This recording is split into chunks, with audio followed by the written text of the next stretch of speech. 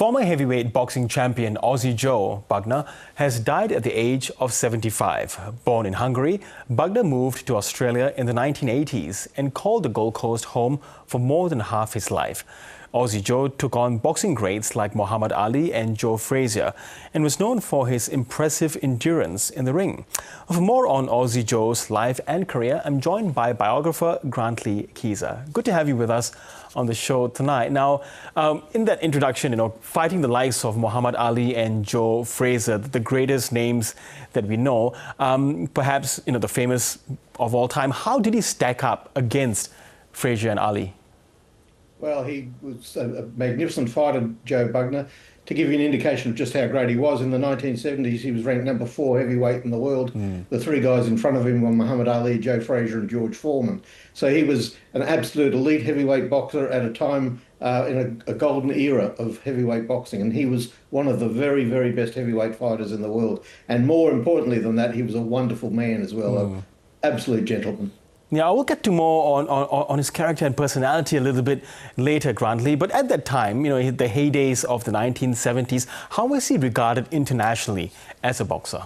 He was regarded as a very, very dangerous, very skillful fighter. At the age of 21, he beat Henry Cooper for the British, Commonwealth and European heavyweight titles. He was only 21, and Henry Cooper was a revered figure in British boxing, a very vastly experienced fighter. Joe beat him for those championships.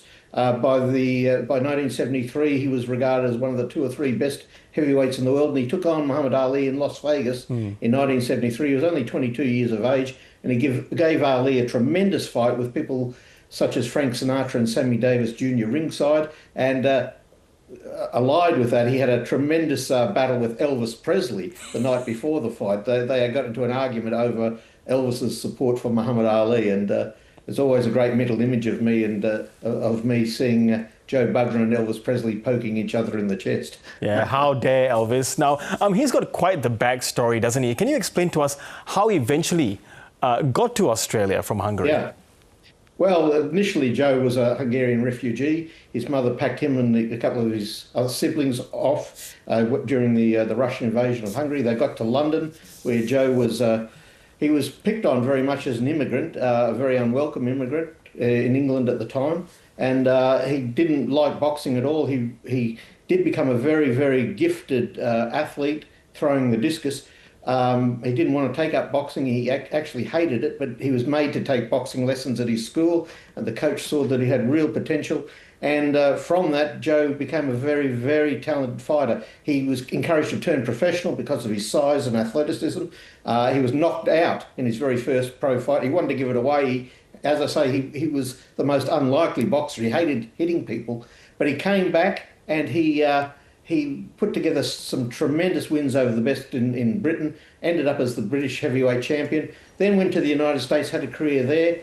In the 1980s, his wife, Marlene, who was an Australian journalist, she came from Toowoomba. She wanted to move back to Australia. She encouraged Joe to come to Australia. He absolutely loved it. He made his home on the Gold Coast and in Brisbane, and he was welcomed as Aussie Joe. And during the 1980s, when Joe arrived here, Australia was going through a real boxing renaissance thanks to Jeff Fennick. And Joe, in some ways, rode on his coattails. Jeff was drawing huge crowds.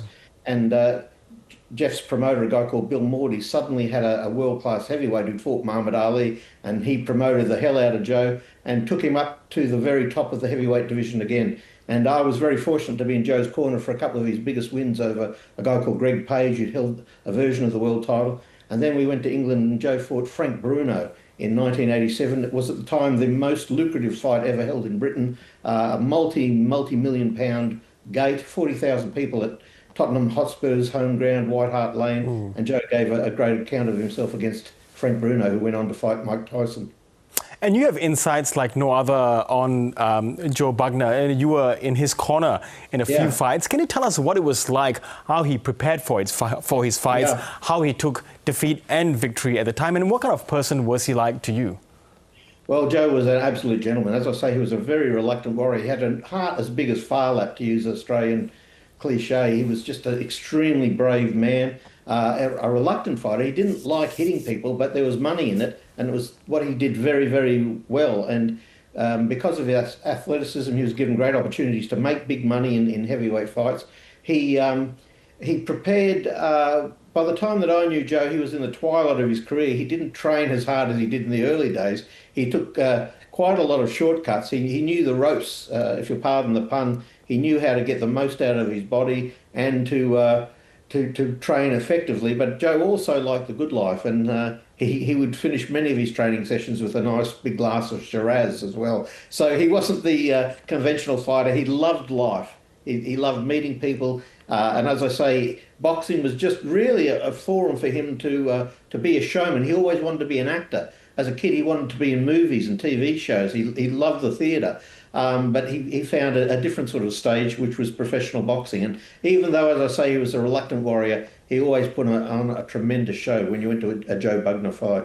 Yeah, we're watching some of his performances in the movie. Street Fighter is what we are watching at the moment. How did he get into that side of things? Yeah, once again, his wife was a journalist, and when they were living in Europe for a while, she interviewed lots of Italian movie people, and one of them was a guy called Franco Nero, who helped Joe get into a lot of movies with guys called Bud Spencer and Terence Hill, who were big stars in the 90s. They made lots of spaghetti westerns, and so Joe was always cast as the villain in those movies, and he never won any Academy Awards. He was never likely to do that, but he was a real presence on the screen, and he made quite a lot of movies, and that was his great love. If he could have done that throughout his career, he probably never would have fought again. Well, he didn't win an Oscar, but he was one of the world's oldest heavyweight champions. What else do you think perhaps people will remember him? What is his biggest legacy to the sport? Well, I think his legacy was that you could be a tough guy, but a very nice bloke as well, and that's what Joe was. I mean, he was, as I was saying, he was one of the toughest men in the world. He was one of the best fighters in the world, especially in the 1970s. And yet you couldn't meet a more pleasant, more humble champion. You know, everybody would be Joe Bugner's friend. If he walked into it didn't matter if they were billionaires or the battler from down the road, Joe was always ready to shake their hand and wish them well. And, it was just, for me, it was just a privilege to be involved in his life. And, I'll cherish my memories with Joe for the rest of my days. He was an absolute gentleman. And to be involved at the highest level of boxing because of him was a rare privilege that I was afforded. Okay, well, humility is a great virtue. Grantlee Kieza, I really appreciate you giving us those critical insights into the life of Joe Bugner. Thank you so much for your time. Thank you for having me.